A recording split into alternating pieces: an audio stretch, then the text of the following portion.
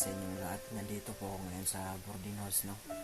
Ah, Napansin ko lang po doon sa comment kasi lagi po ako nagbabasa ng comment sa bawat post ko doon sa pag-uwi ko, no? Baka sakaling makita ko yung pamilya ko, di ba? Alam niyo naman yung pinagdadaanan ko. Bago po tayo magsimula, shoutout muna tayo kay Mama Zelina at saka kay Ros Flores, at saka kay Miriam, at saka kay sa lahat po ng sumusuporta po. Pasensya na po kayo, hindi ko po talaga yung mga pangalan nyo, no? So napansin ko lang po sa comment po na may nag-comment po sa akin na, at sana nga po totoo po yung nakita ko po sa comment, na yun na po yung mama ko, no? Yun po yung mga magulang ko. Sana po totoo yun po. Hindi pa po yung naka-reply sa comment ko, na nag-reply ako sa kanya sa comment kaso offline siya. Hindi pa siya nag-reply. So susubukan ko, tatanungin ko sa kanya kung anong FB account niya para tatawagan ko siya. Baka sakaling yun nga yung totoo kong mama, no? Sabi niya kasi nandito daw siya sa Davao, sa napanood daw niya yung video ko, no? So ito po, basahin niyo po yung comment niya.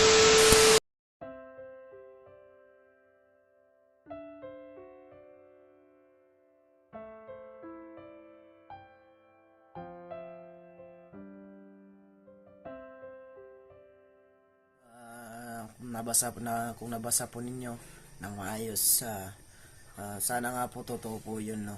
Sana po hindi po yun na trap o anumang bagay na makakapahamak sa atin.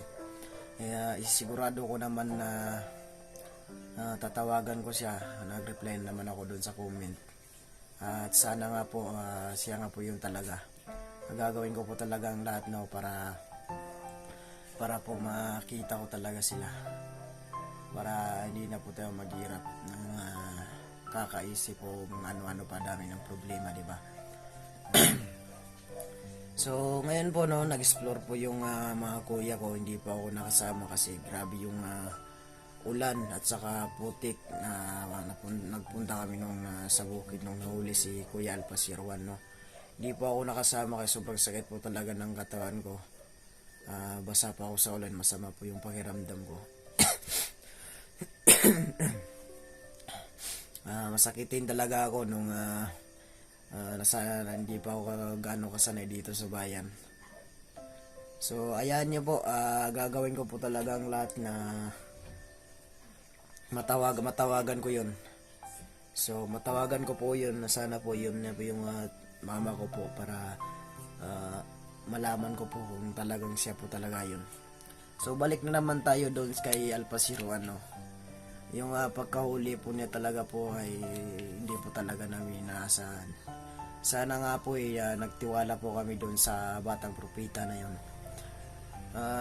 Kasi sa pagsabi pa niya na may mawawala daw sa amin, kinabahan agad ako. Nanayo yung mga balahibo talaga.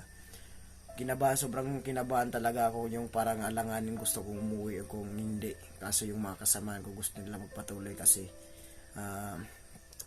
may mga biyag pa sila doon. Marami daw silang mga biyag doon na hostage para gawing bandido.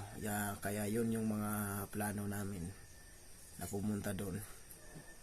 Na doon pa si Kuya Buds. Kuya Buds, maraming salamat sa iyo sa mga lahat ng tulong mo at sa kabaitan mo, no? At sana sa lalong madaling panahon ma-rescue na natin si Kuya Alpasirwan. Sobrang nakakawa talaga yung sinapit niya dun sa bundok, no? Kasi hindi natin talaga kaya si Commander Bungot kasi sobrang lakas talaga. Sa yung mga kasama niya, sobrang dami talaga nila. Nagtatago sila dun sa paligid-paligid. Hindi natin alam kung saan ba galing, bigla-biglaan na lang. Kaya naman ako, pasensya na kayo kung hindi ako gaano makalapit kasi wala po akong pang protection po sa sarili ko, kaya lagi lang po ako nasa likod ng mga kuya ko, no? Si Kuya Kelvin, mamaya darating yun, galing explore. Iwan ko kung doon sila matutulog sa bukid o dito ba. So yun na nga po, balik na naman tayo doon sa nag-comment sa akin, no? Sana mapanood mo ulit tong video na to. I-comment mo doon yung FB account mo At saka i-research ko yon. Pagkatapos tatawagan kita para makasigurado naman ako na ikaw talaga yan na totoo kong mama, no. Gusto ko lang kasi manigurado baka kasi matrap tayo mga kabdol, no. Mahirap na, sobrang dami ng problema, dadagdag pa tayo sa mga kuya natin. So ngayon palagi na lang ako nandito sa boarding house, lagi na lang nagbabasa ng comment. Hindi talaga ako tumitigil magbasa ng comment lalo na yung sa pag-post ko nung umuwi ako ng Marawi. Hindi ko talaga tinitigilan yung mga comment. Kada araw-araw magbabasa ako kasi baka sakaling makapanood yung hinahanap ko na mama ko, di ba? Kaya yun na nga, sana nga successful tong nag-comment. Sana nga siya na nga to. Sana hindi to trap, at saka sana rin magkita kami agad, at saka magsama na kami at yung mga kapatid ko, no. Sa lahat pala ng sumusuporta sa akin sa YouTube channel ko, monetize po na tayo. Maraming salamat sa subscriber na 3,800. Maraming salamat talaga sa suporta nyo. So ayun ngayon, no.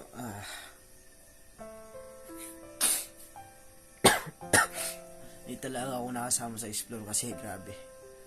Ang bilis kong masakit ngayon na iba nung nasa bundok ako. Nung sa bundok akong bandido pa ako, minsan lang ako magkasakit to, pero magaling na agad ako.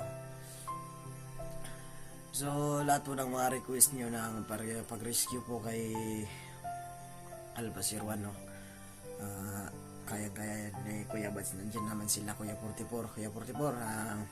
Maraming salamat talaga sa kabaitan mo sa akin, Kuya Gusbam, Imar Suabi, lalo na Kuya Kelvin. Ingat kayo dyan sa bundok. Sana walang mangyari sa inyo masama, no. Ingat kayo palagi, kuya ko dyan sa explore. Pasensya na kayo, hindi talaga ako nakasama, may inahin na ako. Hindi tulad nung nasa bundok ako na grabe, no, sobrang sigla ako, no. Matapang ngayon, yung parang takot na matapang. Ganun na ako ngayon. Iba na yung Jama Abdul na nakilala niyo sa bukid. Jam Adventure na po ito ngayon. So siya nga pala palagi niyo suportahan yung kasamahan natin, Jag Adventure. Suportahan niyo po yan bago po siya nag-vlog, no. Bagong simula po, katulad ko rin po na nagsimula sa pag-vlog. Sobrang hirap talaga, sobrang hirap din mag-vlog, lalo na pag wala kang budget na mga ganyan, yung lalo na ako, wala akong mga ID, di ba? Pasensya na kayo kung hindi pa ako nagpapa-ID, nasikaso ko pa yung mga ID ko, no. Kasi ano naman yung silbi yan pag YouTube mo, kung pag vlog mo, kung wala kang mga little na dala, no, yung katulad ng mga ID, kasi gamit na gamit talaga yan.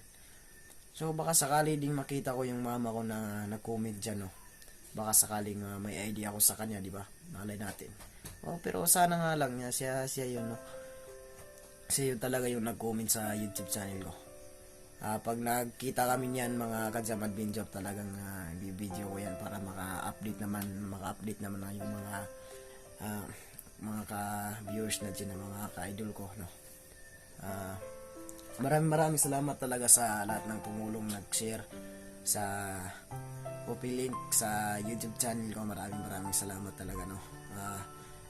Hindi natin malay kayo ang dahilan dahil nag-comment yung isang tao siya daw yung mama ko. Baka friend nyo siya, tapos nakita yung video, nakita yung mukha ko, baka yun yung pag-comment niya, di ba?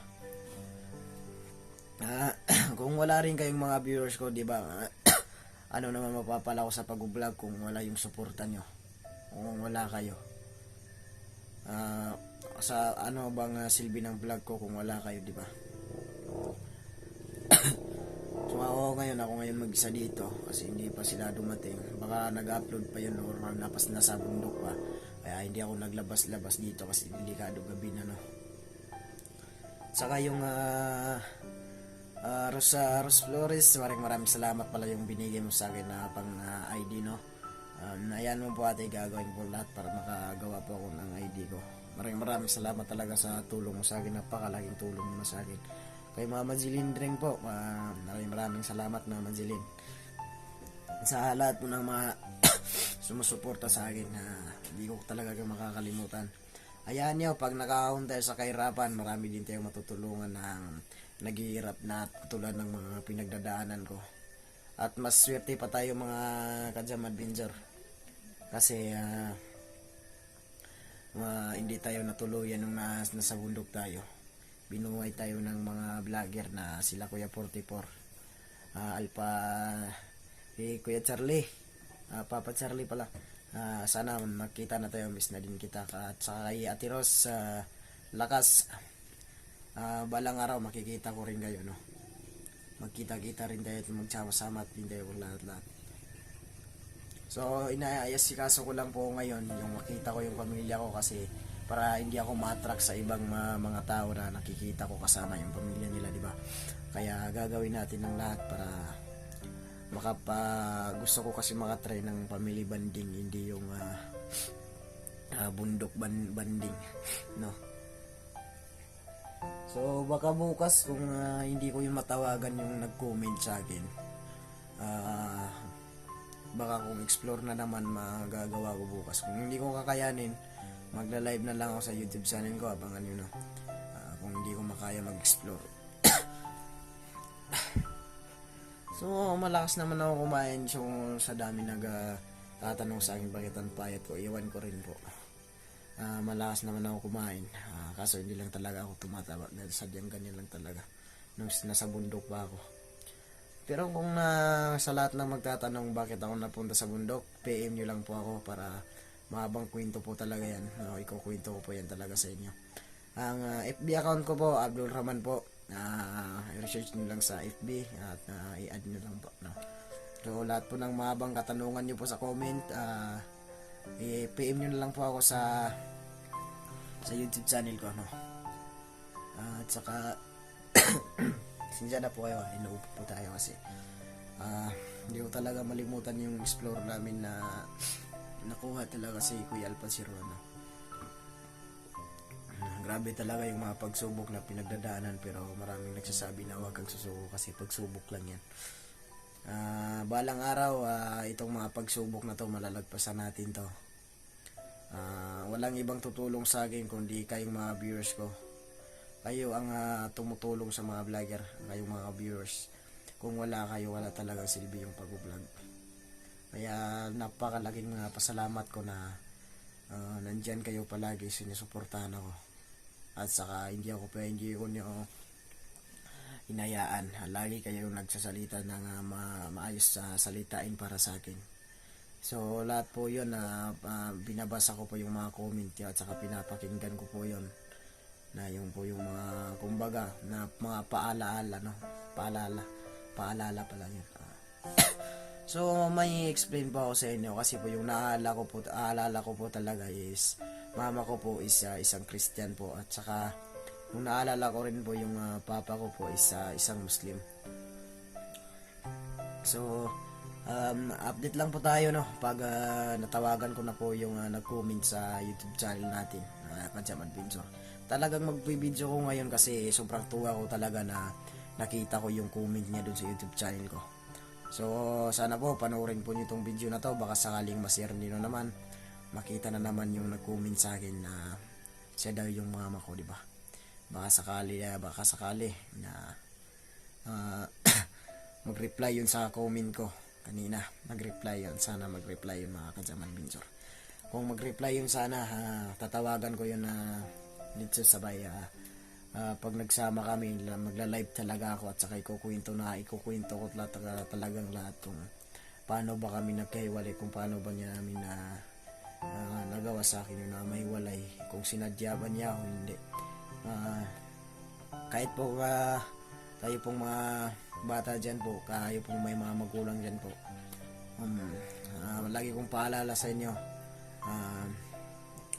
magpapasalamat pa rin kayo kasi may mga magulang pa dyan kayo na laging nag-aalaga sa inyo, no? Kaya ito po sana mapanood nito mga video na to para matawa din kayo dyan. Sana ako pag talagang nakita ko yung totoo kong mama po, no, talagang makikita ko talaga yung gaano talaga kasarap talaga ipagkasama mo talaga yung pamilya mo. Kaya pasensya na po kayo kung puro na lang ako salita dito, kasi ito po hindi ko po gusto ko na lang po talagang mag live to eh. Gusto ko talaga i-live to, kaso sobrang hina ng wifi dito, saka yung data dito mahina rin. Ang data po kasi doon lang po malakas sa dapat sa may wifi, no. Wifi baka nag-upload po kasi ako, wifi po yung gamit ko. So kuhan muna tayo mga Kajam Adventure, no. Abangan niyo po tong video na to, may katuturan pa rin ito. Kung sana nakakatotoo na yung wish natin na mapanood to ng video, mapanood to ng mama natin yung video na to, para makita niya kung gaano pinagdadaan ko na sobrang hirap talaga, sobrang kahirapan, no. At saka ngayon po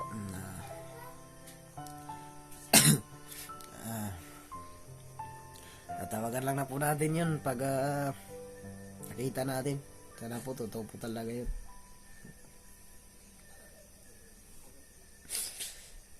Sobrang excited talaga ako. Naiiyak ako sa sobrang excited. Natatawa na, naiiyak.